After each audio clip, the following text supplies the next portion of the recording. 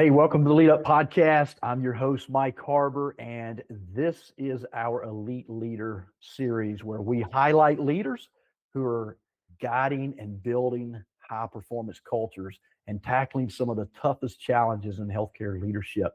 Today, I'm excited to talk with Emily Craig. She's the Vice President of Palliative Care at Constellation Health. And Emily has led the creation, been a part of the creation of a rapid growth team and multi-state palliative care program. I'm going to get that word right eventually. And It's a tongue twister. yeah, it is. That's a tough word for me. They help patients and families navigate some of the most difficult seasons in their life. Emily, I'm really excited to have you today on the Lead Up Podcast. Welcome. Very, very happy to be here. Thanks for having me, Mike. Yeah, thanks for coming back. You know, you and I talked a few weeks ago, but our audience doesn't know you like I do. Why don't you just tell us 60 to 90 seconds, a little bit about you, your background, how you got to where you're at today? My name is Emily Craig. I am a nurse practitioner by education. My background as an RN was in a medical ICU and then as a hospice nurse. When I graduated with my nurse practitioner, I kind of was left wondering, where am I going to go with this?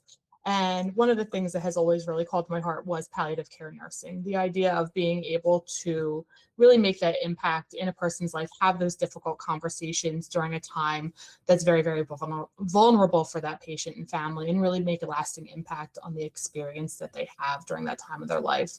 So I found myself working in palliative care nursing as a nurse practitioner, and was lucky enough to be introduced to Isaac Stegg, who is the CEO of Constellation and Impact Health. And I shared with Isaac what my vision was for palliative care. And then I shared it with him again, and I shared it with him again. And he said, let's do this thing. So we have, over the last 15 months, been building a palliative care program that has grown, I think, beyond any of our wildest imaginations, even from the vision that I had to begin with. So really, really excited to be where I am and share a little bit about our journey. That's awesome. Before we get into like leadership, talk about that vision for just a minute. What was that vision that Isaac got so excited about and said, "Yeah, let's do this thing"? So what we are finding and what I saw when I was in ICU is that patients are sicker. We have more and more ways to keep people alive, but we're really doing it without focusing on what their quality of life would be, without having these difficult discussions. I had a very brief stint as a geriatric primary care provider in nursing homes. And what I saw in nursing homes was these sick patients that are sick in the hospital are coming into the nursing homes also sick. And there's really a gap in these patients' care and their understanding of what their disease process is, and their understanding of what the future of that disease process looks like. And people are not having conversations about what's really important to you. Yes, we do have interventions that can increase your longevity, but are those the right choices for you? And are we doing those at the expense of something that is a value to you in terms of your quality of life? So really I saw that as an opening that we have in our healthcare system, as a need that we have. And I wanted to be able to affect that change using providers in the skilled nursing world to be able to help facilitate those conversations and give patients that extra layer of care. It's so good. It's an interesting transition you made from nurse to nurse practitioner, but now leading in the healthcare space, right? Not doing bedside care per se, but really leading bedside care or patient care. You started out in that ICU arena. How has your journey and those experiences in the different arenas that you've been in kind of shaped who you are as a leader and shaped some of that vision that you are now creating and leading at Constellation? Yeah. Without getting too clinical and saying really kind of on the leadership, I, as a nurse, would find myself begging for palliative care for my patients. And I had one patient on the ICU one night who died a particularly upsetting death. And I found myself as a nurse saying, I'm going to make sure that I'm in a position where this never happens to another patient if I have control over that. And as a provider, I have the ability to touch many lives, but as a leader, I have the ability to help mold and grow providers that can touch that many more lives and really expand the reach of what we can do in palliative care and expand the number of people who we can impact. Yeah, that's good. So when y'all started Constellation, um, was Constellation a company before you got involved with Yes. Isaac, or is it Yeah. new? So talk to us about how many employees you have, and you said over the last 18 months you've really grown. Talk to us about where you're at now in that regard. We have really grown. We currently are servicing over 40 post-acute facilities across 6 Mm, states. I have 17 providers currently. So, and that has come from this time last year when it was just myself and one other provider down here in Pennsylvania with me. So, mm. in 12 short months, we have, we're touching about 4,000 lives a month, probably on the low end. So it has grown really, really quickly. And what we find is we go and talk to the facilities and they say, we've never heard it done this way. We've never heard of palliative care offered this way.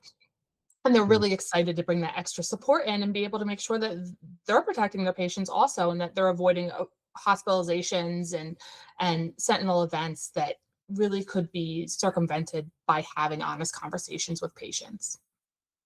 I remember in our pre-conversation we had a few weeks ago, you talked about you didn't want palliative care to just be a loss leader or a funnel to hospice.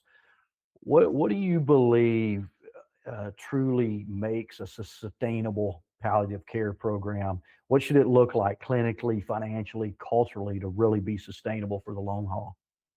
Yeah, I think that the really the key thing from a business perspective is an understanding of billing, an understanding of how much work goes into each visit that we do and billing appropriately for the time that we spend with those patients.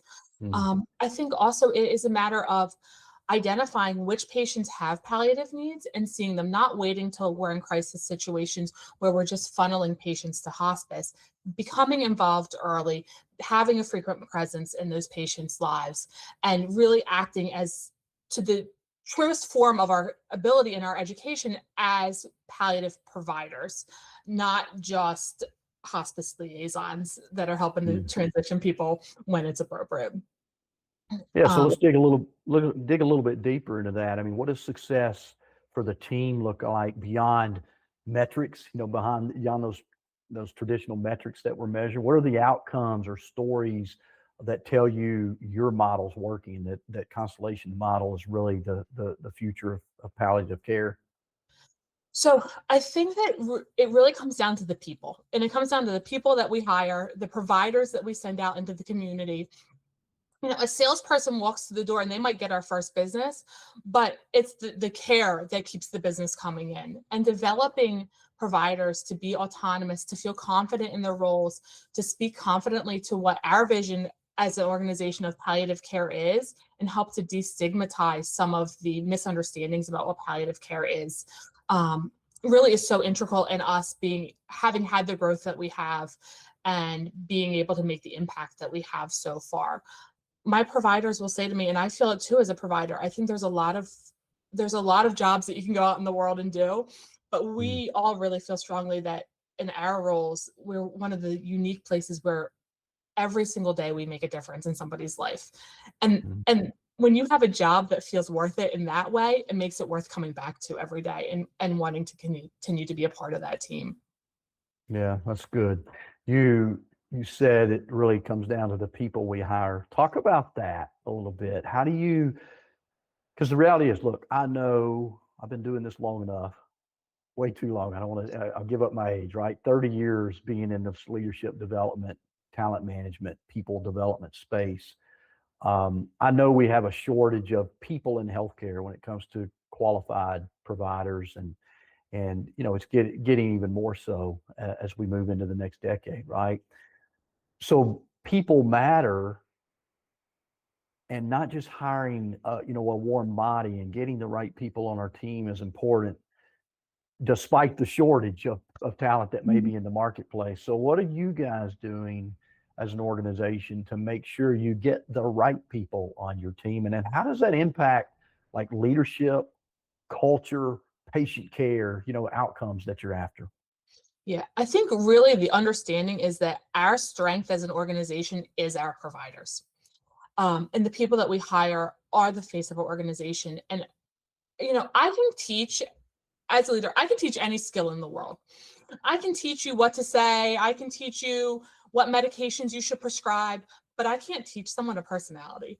And so really identifying people, who they are, and understanding that at the root, we are all humans and we all have varying strengths and we have varying weaknesses, and being able to identify patient or people who have the ability to bring those strengths and to feel confident having those conversations, and identifying employees based not on a resume but on who they are as people when you meet with them, when you engage with them. And a lot of that is, I have found in my experience, it really comes down to intuition and the gut feeling.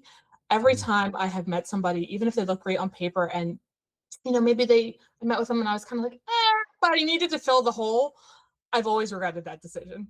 So really Mm. sticking to my gut, and when I meet with somebody, connecting with them, their ability to connect, their ability to engage is so important in what we do in our role. And then that just translates to the kind of care that they give. That translates to how they're able to engage with patients and families, how they're able to engage in the facilities that we're in, and how they're able to adapt out in the real world as providers. That also affects the culture that we have, because Mm. we're filled with really good people who want really good things and who really put their best face forward. And truly, because of our providers, that is our strength. I don't think I can emphasize it enough that they are what make us so great, is our providers themselves. Yeah, that's really good. I wrote a book called Quit Losing Talent. I got a copy in the mail to you, Emily. You probably don't have it yet. I've been checking it every day. Uh, two things that I think are really important that you mentioned. One, hiring for who they are, right? And I've got a tactic in my book called the Who Scorecard. Develop a Who Scorecard. It's really all about developing an interview plan, a selection plan based on who we're looking for, not what they can Yeah. do. It's vitally important because you can go out. You're hiring nurses or nurse practitioners. You can go out and hire the education. Doesn't Mhm. mean they're going to be a great fit, right? Yeah. And then target check your values. Part of that Who Scorecard is really being clear on what our values are and hiring to our values, and not to a empty position. Yeah. And again, as you said, I want to make sure our listeners heard that. When I've done that, when I've hired just to the open position because I needed somebody, it was a mistake. And you're not the only leader I've heard say that. You're the 10,000th leader I've heard say that. When we make a decision based on I got to fill this position versus I need to select for the right fit, it's usually a mistake. Comes back to bite us. Very very rarely do we get lucky in that.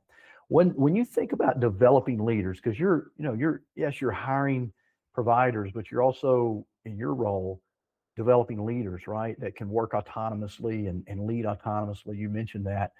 Um, how do you do that without kind of blowing up the productivity of your team? Because productivity is still important, right? Those things are important. So how do you go about developing people and getting them where we need to be without blowing up our productivity? That is the tricky thing, right? Especially because we're spread so far. We're in 6 states.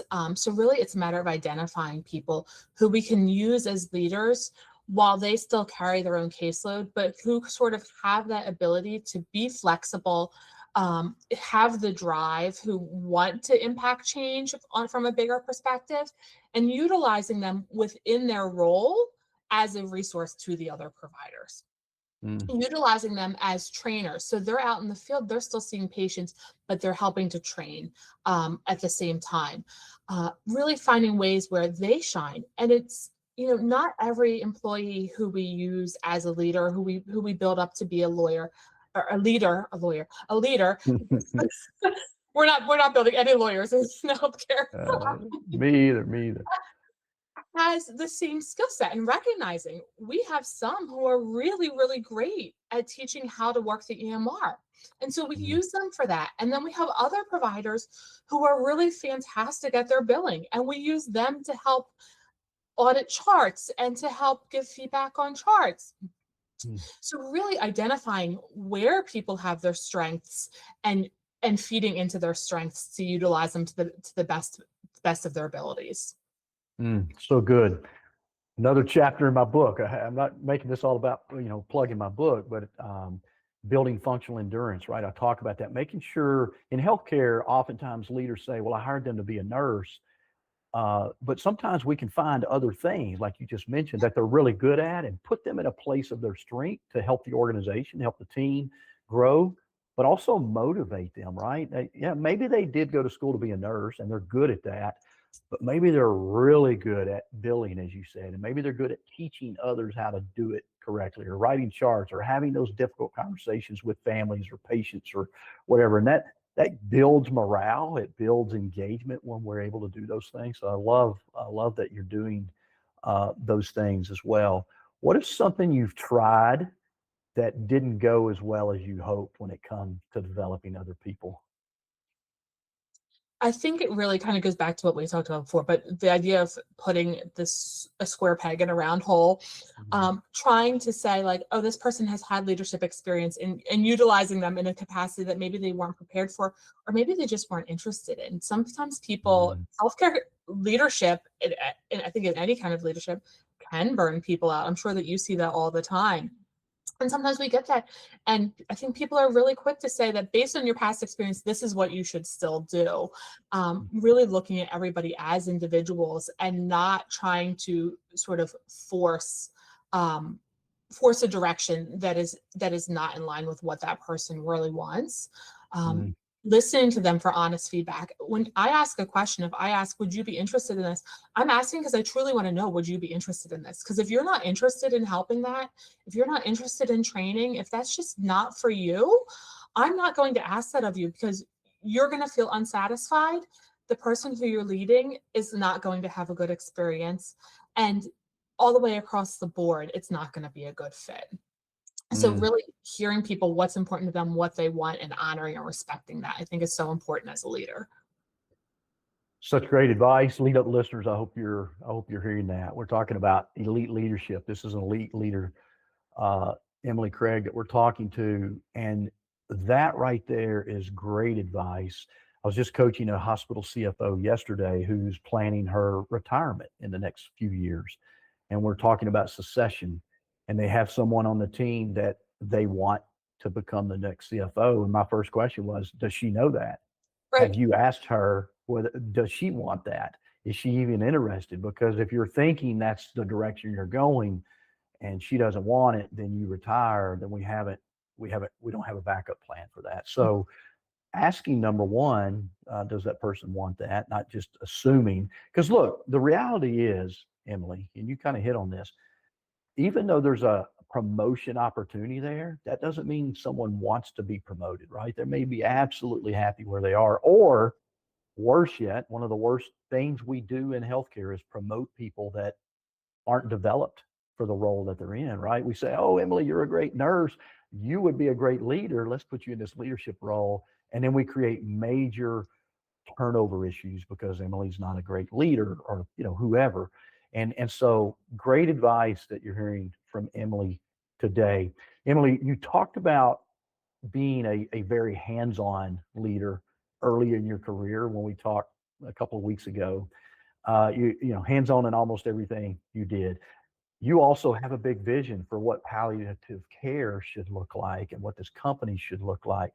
But as you've grown across multiple states now, 6 states, um, how have you had to change as a leader because you can't be there hands on all the time watching people? So what have you had to develop as a leader, and then how have you gone about kind of developing others without you being on top of them, watching them, making sure they're doing it Emily's way all the time? It's been hard. I would be lying if I said it wasn't hard at times because it's so I want to be involved and I want people to feel supported. So I always want to kind of be in the mix of things, but really building trust with my providers and with my team, the Mm. fellow leaders on my team, knowing when to lean into, my director of clinical who's up in Connecticut and saying, hey, can you help me out with this thing? I know your boots on the ground up there and I'm not. Can you reach out to this person? Can you help? Asking for help as a leader, I think is so important. I Mm. also think So that when good. we ask people for help, that in and of itself builds trust and a feeling of trust with the people that we're asking for help, because we're showing, hey, I trust you to do this, and I trust you to follow through on this, and that builds morale and it makes people feel valued. So good. I wish I'd have learned that early in my life as a leader. Ask for help, right? I was afraid to ask for help. I'm like, I should know this. I think all leaders kind of go through that early. I should know this. I don't want to look like I don't know what I'm doing. It's very important. So let's go a step deeper. What are y'all doing? How do you keep culture and standards consistent across these multiple states, multiple locations? How are you kind of infusing the expectations, standards of behavior, culture throughout every place that you work? I think it starts with a really strong orientation process. We can't take people and just throw them to the wolves. So when we hire the right people, we need to then give them the right training. So we need to make sure that we're pairing them with other providers who are going to show them what our culture really looks like, welcome them, help them to understand, how the role works, who to reach out to, when to reach out, and then having frequent check-ins.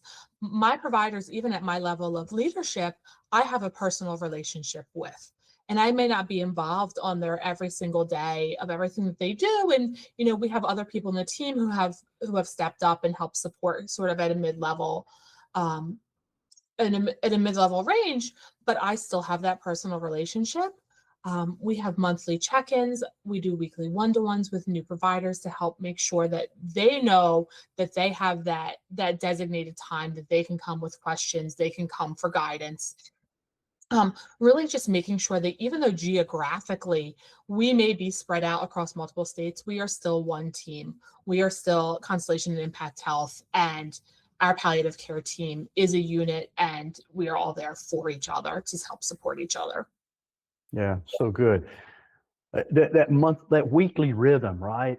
Too many organizations hire people and kind of say, okay, Emily, here's your 2-day orientation, and then they don't give them anything Yeah. else, right? I'm a big believer in 90-day minimum onboarding process, right? And then, but with that and what you said, and bear in mind, we're talking to an elite leader here, a company that's getting things right. That I teach that weekly meeting rhythm to make sure. Right? I have two people. You'll read about this in my book when you get it, Emily. Is I talk about the stay navigator and the stay ambassador. And the stay navigator is that person that is daily kind of walking with that new person to navigate them through. This is how we do it. This is what our culture looks like. This is how you get the answers you need. The stay ambassador might be you, Emily, as the VP of palliative care, to do a weekly touch-in and making sure we deliver on our promises that we made during the hiring process. And so just creating those rhythms. Here's the reality. There's a lot of research that says this. I think it's something like 87%, and don't hold me to that number, but about 87% of new hires make a decision whether they are going to be happy and stay engaged with this company within 48 hours of being there. Interesting. That's Wow. scary, right? That is And scary. so I actually teach a tactic called Master the Welcome, where we start or onboarding like day zero, the day they say yes to us, not the day they show up to start working for us, but the day they say yes to us, because we start to build trust during that process, and then stick with them for 90 days, out once they begin with us, because they're making a decision within 48 hours of whether Yeah. they're going to, like, is this going to be a long-term play for me? Now, the reality is, Emily, they may stay with us long-term, but be disengaged from day one, right? That's That's actually almost worse, worse. To right? having a disengaged employee is worse than losing an Yeah. employee, because, we see their potential, but they're just not giving us that effort, and it's real frustrating as a leader. So again, you're getting me in my passion zone here. But let's talk about when in that selection process. I want to go back to that a little bit. When you're interviewing, what are you looking for in that first 5 minutes? Because we also make decisions. You mentioned your gut. We also make decisions fairly quickly. What are you looking for in that first 5 minutes to say, yeah, this could be our person? And I'm going to give you a second question here to also talk about how are you screening for emotional intelligence and relational skill during that interview, which are two vital, not things they learn in school, right? But they're two Yeah. vital competencies of leadership in the healthcare space. Yeah. So the immediate thing that I'm looking for when I interview somebody is warmth. The Mm, immediate ability to, hey, how you doing today? If I'm getting like that same energy back of tell me a little bit about yourself and that engagement, a little bit of small talk before we kind of jump into the nitty gritty of things, I find tells me so much because it tells me your mm, ability to to to connect right away. And so much of what we do in palliative involves connections. We're having very, very deep, very, very hard conversations, oftentimes the first time that we meet people.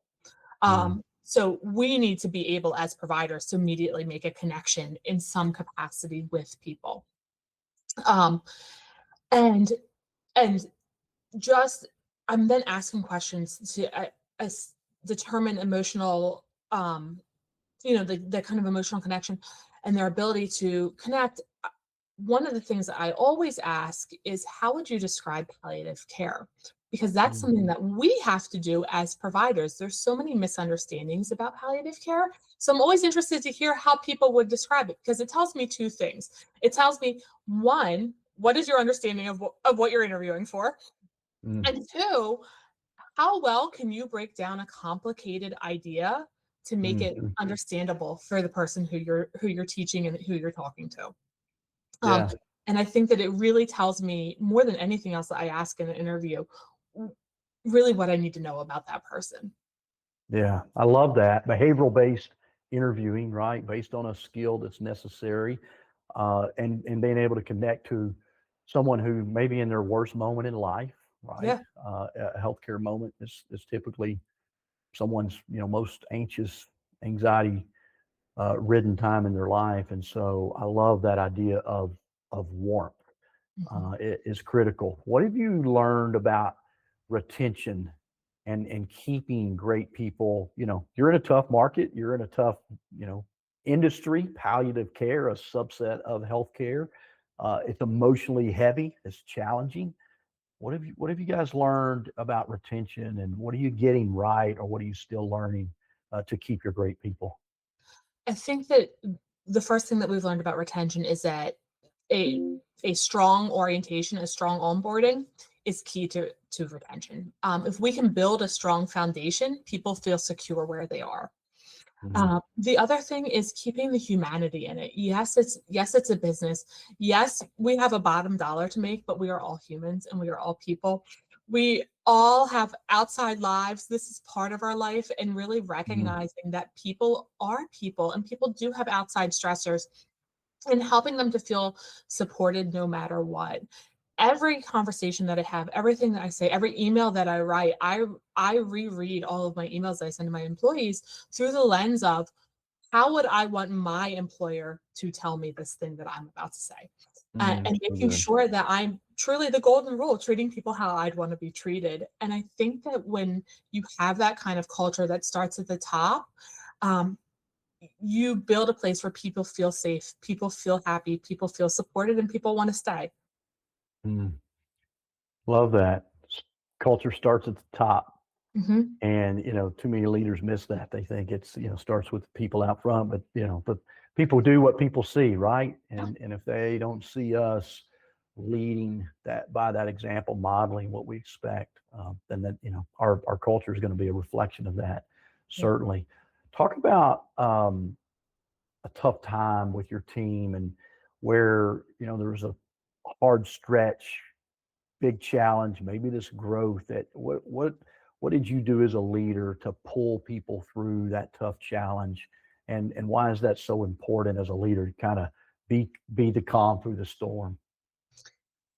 So I not too long ago had a provider who's been with me for a long time. I actually knew her from a previous world, and she was servicing at a facility and really was struggling at that facility. There seemed to be some personality things between the nursing staff, and it just wasn't a great match. She and that facility were not a great match, and she was feeling really stressed. And I ultimately had to evaluate what is really going on here, and what are my options and what are my trade offs. And I had to, during that difficult time, I found that as a leader, my commitment needed to be to my employee. And I needed Mm, to step in and say, you know what, I'm going to remove you from this situation. Let's find someplace else that feels better for you, that you don't feel stressed going to, that is just a better cultural fit in terms of the facility for you, and having that mm, transparent conversation with the facility and saying, like, this is nobody's fault. This is not a he said, she said. This just isn't a good fit. And I would sooner say to you, let's put this on pause at this particular facility until I can find the provider who is the good fit for you, mm, um, rather than continuing to force a provider that doesn't feel comfortable going there. And really, it was not ideal, right? Because we wanted to continue to provide services there.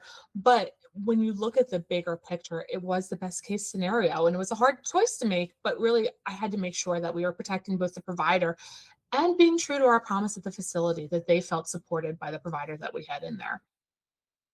that's good.